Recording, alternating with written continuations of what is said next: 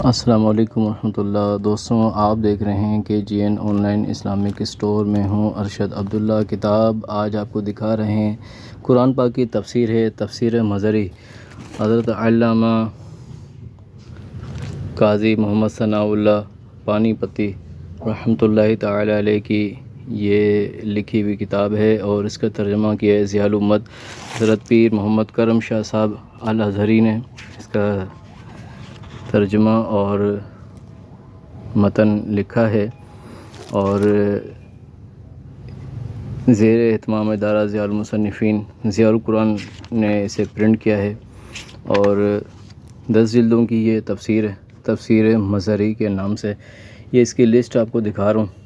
تفسیر لکھنے کا مقصد یہ ہے کہ قرآن کریم کو آسان طریقے سے سمجھا جائے، اور اللہ پاک نے قرآن پاک میں جو احکام ہمارے لیے نازل فرمائے ہیں اس کی مزید تفصیل کے ساتھ اس کو سمجھنے کی کوشش کی جائے۔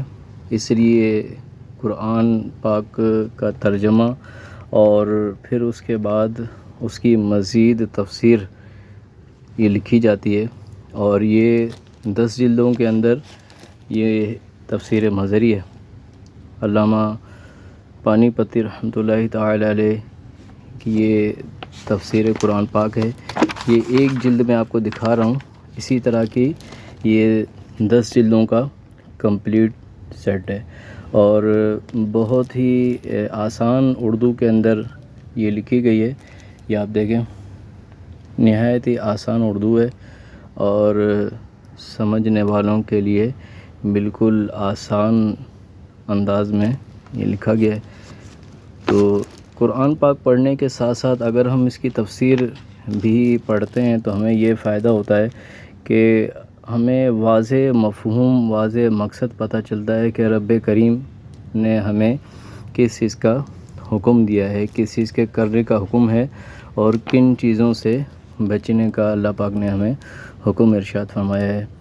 تو تمام دوستوں سے عرض ہے کہ نہ صرف قرآن پڑھیں بلکہ اس کا ترجمہ بھی پڑھیں، اس کی تفسیر بھی پڑھیں، اور قرآن کریم کے احکامات کے مطابق اپنی زندگی کو گزارنے کی کوشش کریں۔